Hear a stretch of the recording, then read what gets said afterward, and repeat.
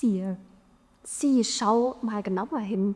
Nee, nicht weiter scrollen, nicht den Kopf wegdrehen, nicht weiter spuren im Alltagsstau.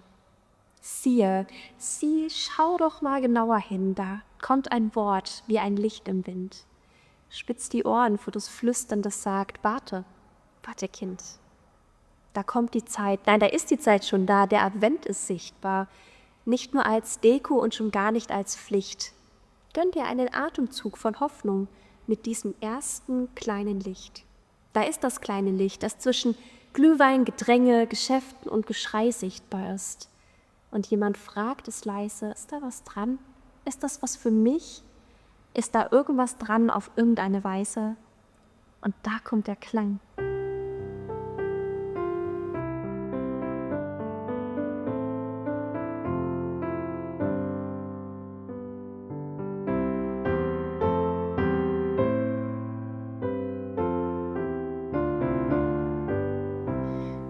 Siehe, ein König kommt zu dir, wird in dieser Zeit so oft gesagt. Nicht zu den Frommen, nicht nur zu den Braven. Er kommt mit offenen Armen und gar nicht mit dem erhobenen Zeigefinger daher.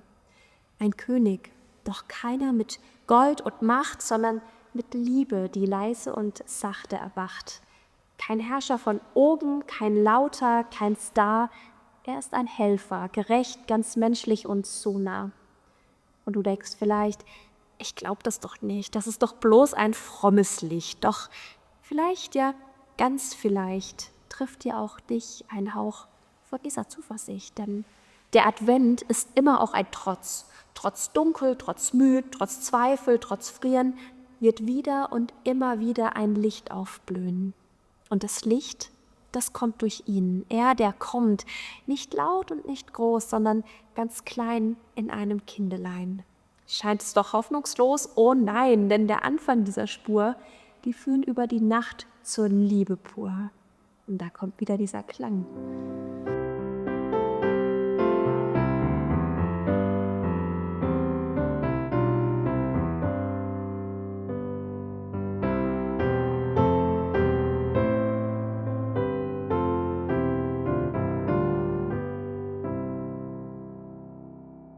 So hör den Satz, so alt und so neu. Siehe, ein König kommt für dich, ganz ohne Pflicht und ganz ohne Scheu. Und vielleicht, ganz vielleicht, fängt da ein Licht an in dir.